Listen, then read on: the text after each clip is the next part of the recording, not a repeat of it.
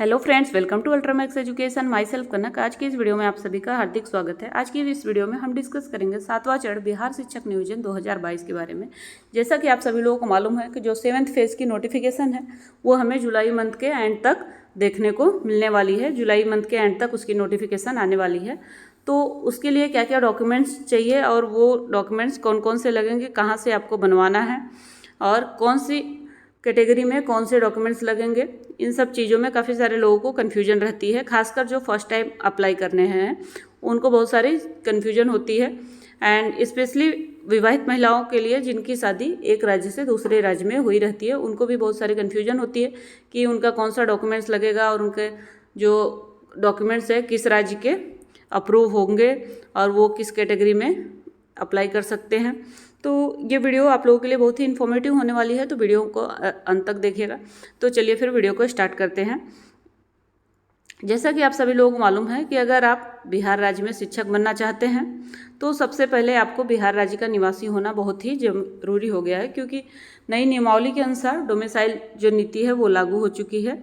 तो domicile certificate अर्थात मूल निवास प्रमाण पत्र बहुत ही इम्पॉर्टेंट है। अगर आपके पास मूल निवास प्रमाण पत्र है तभी आप बिहार में शिक्षक बनने के लिए अप्लाई कर सकते हैं। बट इसमें भी जो डोमिसाइल सर्टिफिकेट है ये दो तरह का होता है। फर्स्ट जो होता है वो होता है अस्थायी निवास प्रमाण पत्र और दूसरा जो है वो अस्थायी निवास प्रमाण पत्र। तो यहाँ पर जो है आपको अस्थायी निवास प्रमाण पत्र ही बनवाना है, वही आपको रिक्वायर्ड है। तो अगर आप निवास प्रमाण पत्र अभी नहीं बनवाए हुए हैं तो आप अपना डोमिसाइल सर्टिफिकेट बनवाते समय ध्यान रखिए कि आपका जो सर्टिफिकेट है वो स्थायी निवास प्रमाण पत्र ही हो। साथ ही साथ नेक्स्ट है कास्ट सर्टिफिकेट। तो कास्ट सर्टिफिकेट भी आपका OBC SC ST category wise जो है उनका कास्ट सर्टिफिकेट भी यानी जात प्रमाण पत्र भी लगता है। तो इसमें भी काफ़ी सारे लोगों को कन्फ्यूजन होता है। एक्चुअली ओबीसी जो कैटेगरी है उसमें भी दो कैटेगरी हैं, एक आपका बीसी है एंड नेक्स्ट जो है वो ईबीसी। बीसी में जो है वो पिछड़ा वर्ग इसको कहते हैं एंड ईबीसी अर्थात अत्यंत पिछड़ा वर्ग। तो काफ़ी सारे लोगों को इसमें भी कन्फ्यूजन है कि वो किस कैटेगरी में आते हैं एंड कौन सी कैटेगरी में कौन कौन सी जातियां आती हैं। तो अगर आप लोगों को जानना है तो प्लीज़ कमेंट करिएगा, मैं आप लोगों को कमेंट के माध्यम से बताऊंगी या वेबसाइट का लिंक दे दूंगी जहां से आप इजीली चेक कर सकते हैं कि बीसी कैटेगरी में कौन सी कास्ट आती है एंड ईबीसी कैटेगरी में कौन कौन सी कास्ट आती है। तो अगर आप अपना सर्टिफिकेट बनवा रहे हैं तो उसके अकॉर्डिंग ही आप अपना सर्टिफिकेट बनवाएं, क्योंकि ओबीसी एससी एसटी इन सब के लिए जाति प्रमाण पत्र बहुत ही इम्पॉर्टेंट है। इसके अकॉर्डिंग उनको आरक्षण का फ़ायदा मिलता है। एंड नेक्स्ट जो है इनकम सर्टिफिकेट, ये भी एक मोस्ट इम्पॉर्टेंट डॉक्यूमेंट्स है। एंड इसी से रिलेटेड है आपका सीएल सर्टिफिकेट अर्थात क्रीमी लेयर सर्टिफिकेट। एंड इसमें भी काफ़ी सारे लोगों को कन्फ्यूजन होता है कि सीएल सर्टिफिकेट अर्थात creamy layer and non creamy layer में क्या डिफरेंस है।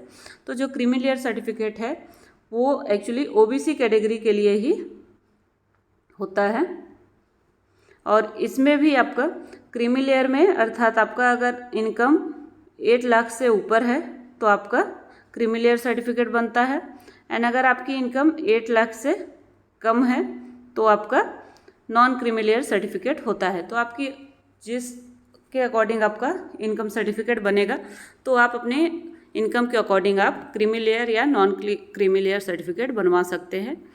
तो इसके अकॉर्डिंग आप अपने सर्टिफिकेट बनवाते समय आप ध्यान रखिए कि आपको क्रीमी लेयर सर्टिफिकेट लगेगा या नॉन क्रीमी लेयर सर्टिफिकेट लगेगा। नेक्स्ट डिस्कस करेंगे हम कि विवाहित अभ्यर्थी जो हैं उनको अपना सर्टिफिकेट, कौन सा सर्टिफिकेट उनको रिक्वायर्ड है और कौन सा सर्टिफिकेट नहीं। तो विवाहित महिलाओं के लिए भी कास्ट सर्टिफिकेट बहुत ही ज़रूरी है एंड डोमिसाइल सर्टिफिकेट भी उनको लगेगा। महिलाओं के लिए जो है वो इनकम सर्टिफिकेट नहीं लगता है एंड एनसीएल सर्टिफिकेट जो है वो उसके बारे में डिस्कस करेंगे, ये बहुत ही इंपॉर्टेंट है। इनकम सर्टिफिकेट जो महिला अभ्यर्थियों का है वो उनके पति के नाम पर न होकर उनके पिता के नाम पर ही रहेगा और पिता के एड्रेस के ऊपर ही उनका बनेगा। साथ ही साथ उनको एक घोषणा पत्र जारी करना पड़ेगा अर्थात शपथ पत्र भरना पड़ता है ये बनवाते समय, उसके आधार पर ही इनका एनसीएल सर्टिफिकेट तैयार होता है।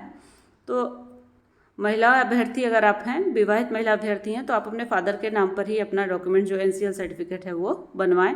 इससे आपको बहुत ही ईजी होगा एंड एप्लीकेशन में आवेदन करने में कोई भी कठिनाई नहीं आएगी। नेक्स्ट हम डिस्कस करेंगे कि इसके अलावा हमें कौन कौन सा सर्टिफिकेट लगता है। तो EWS सर्टिफिकेट है, ये भी जनरल कैटेगरी में जो EWS कैटेगरी आती है उसके लिए है। एंड OBC एंड BC के अंदर आपका BC एंड EBC कैटेगरी होती है।